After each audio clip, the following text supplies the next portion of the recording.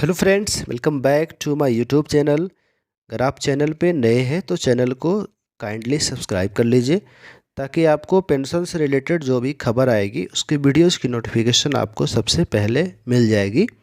Comment आया है कि इनकी रिटायरमेंट जो है 2023 में हुई। टोटल सर्विस लेंथ 12 साल 10 महीने हुए।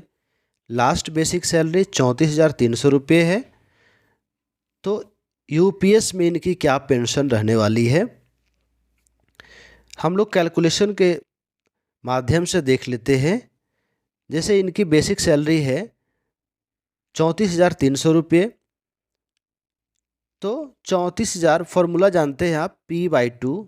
P यानी basic salary, P/2 into Q/300 into IC/BC। 12 महीने की एवरेज बेसिक सैलरी, उसकी आधी, उसमें गुना करेंगे। आपकी कितने महीने की कटौती हुई है उससे 300 से भाग देंगे। आपकी क्या आईसी है, इंडिविजुअल कॉर्पस है, आपकी कितने पैसे जमा है इंडिविजुअल कॉर्पस में, आपके और सरकार का कंट्रीब्यूशन, और बेंचमार्क कॉर्पस जो सरकार तय करेगी। ये आपका सिंपल सा फॉर्मूला है।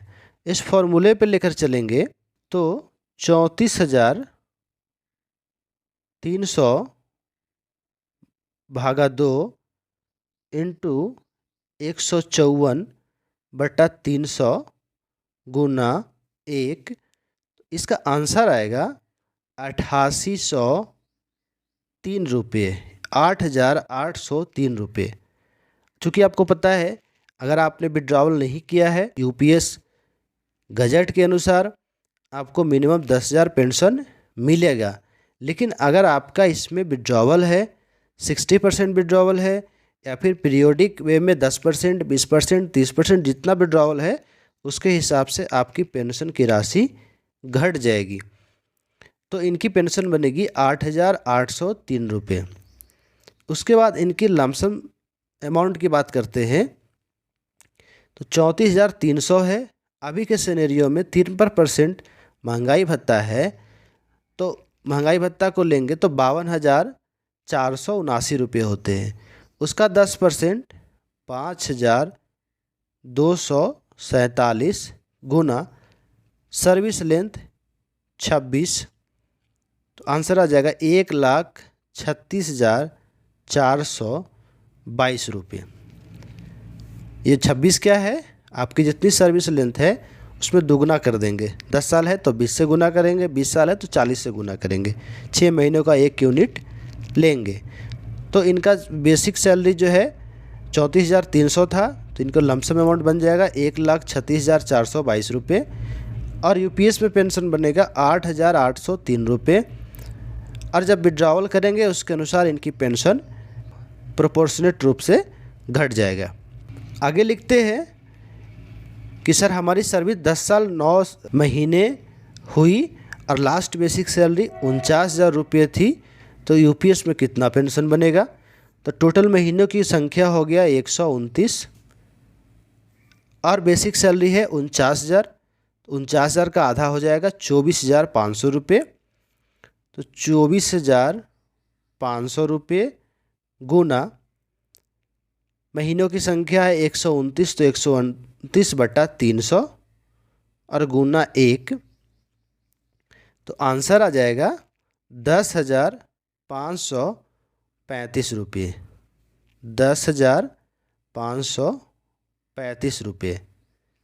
इनकी लमसम अमाउंट कितनी बनेगी, चूँकि 53% डीए है तो 49,000 का 53% हो जाएगा 74,970 रुपये। तो उसका 10,000 हो जाएगा 7,497 और गुना सर्विस लेंथ जितनी हुई है उससे दुगना गुना कर देंगे, तो इंटू 21, तो लमसम अमाउंट बन जाएगा 1,57,437 रुपये। 1,57,437 रुपये।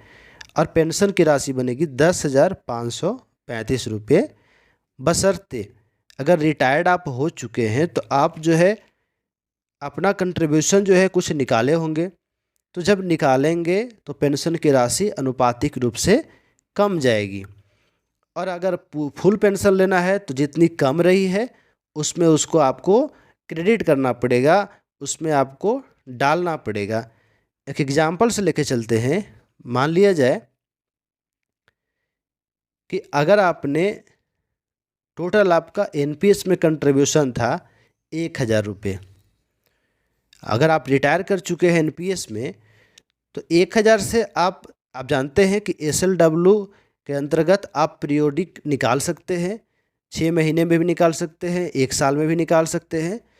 तो हम मान के चलते हैं कि 1,000 रुपये का 6 माही करके 500 रुपये का हम 2 बार में ले रहे हैं, तो 500 रुपये तो उसमें और जमा है और 40% और जमा है, तो आपकी जो है पेंशन उस अनुपात से घट जाएगी। और फुल पेंशन अगर लेना है तो जो 500 आपने निकाला था वो 500 इसमें आपको डालना पड़ेगा। सीआरए आपको डिसाइड करेगा कि आपका उस समय का लमसम अमाउंट कितना बन रहा था। दोनों को एडजस्ट करने के बाद जो है आपको पेंशन की राशि दी जाएगी। इस सेशन में और भी क्वेश्चन है, हम लोग उसको लेते हैं। इनका क्वेश्चन है, आप ये बताने की कृपा करें कि जो लोग 19 में रिटायर्ड हो गए हैं तो मिला हुआ राशि का क्या होगा। राशि सर देखिए, यही चीज़ समझाने की एक और वीडियोस मैंने डाला हुआ है, उसको आप देखेंगे जा कर के। राशि 2 तरीके से, एक एसएलडब्ल्यू, एक वन टाइम। अगर आप वन टाइम आप निकाल लिया है आपकी पेंशन की राशि बहुत ज़्यादा घट जाएगी। पीरियोडिक अगर निकाला हुआ है 6 महीने के अनुसार, इंस्टॉलमेंट के अनुसार, तो आपकी पेंशन की राशि मैनेज रहेगी। अभी मैंने उसका एग्जाम्पल भी दिया था। तो आप अगर यूपीएस में आएंगे तो यूपीएस में आपको फुल पेंशन पाने के लिए आपकी जो कंट्रीब्यूशन है, मान लिया जाए आपने 20 साल सर्विस की है, तो 20 साल में मान के चलते हैं कि 20 साल सर्विस आपने की है, आपकी कंट्रीब्यूशन जमा हो रही थी 10 लाख रुपये और सरकार उस समय तय की बेंचमार्क 10 लाख रुपये। तो 10 लाख आपकी 10 लाख और सरकार की 10 लाख दोनों बराबर, तो आपकी जो है लास्ट बेसिक सैलरी की आधी आपको पेंशन मिल जाएगी। लेकिन अगर आपने इसको निकाल लिया है, 60% निकाल लिए हों, 40% निकाल लिए हों, तो ये जब कमेगा तो इस पूरा का वैल्यू जो है 1 से कम हो जाएगा। जब 1 से कम हो जाएगा तो अनुपातिक रूप से आपकी जो है पेंशन की राशि यूपीएस में कम हो जाएगी। दुष्यंत जी लिखते हैं कि 23 में रिटायर हो गए हैं एनपीएस से, 37,000 बेसिक लास्ट से बेसिक सैलरी था, यूपीएस में क्या मिलेगा। आपकी सर्विस लेंथ सर आपने बताया नहीं है, सर्विस लेंथ के अनुसार आपकी जो है पेंशन काउंट हो जाएगी। उसके बाद उदय जी लिखते हैं, सर जो एम्प्लॉई रिटायर हो गए हैं उनको एरियर मिलेगा क्या यूपीएस लेने के बाद।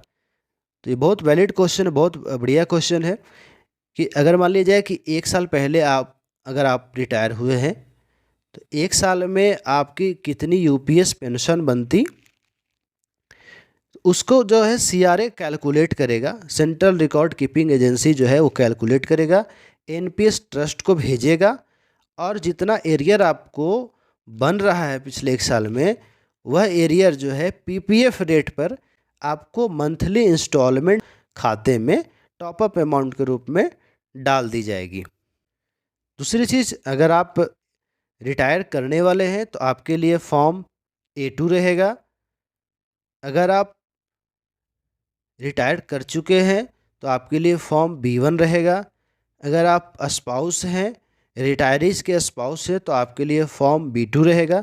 सारा फॉर्म मैंने डिस्कस कर लिया है, डॉक्यूमेंटेशन भी डिस्कस कर लिया है, कितनी डॉक्यूमेंटेशन क्या क्या लगेगी।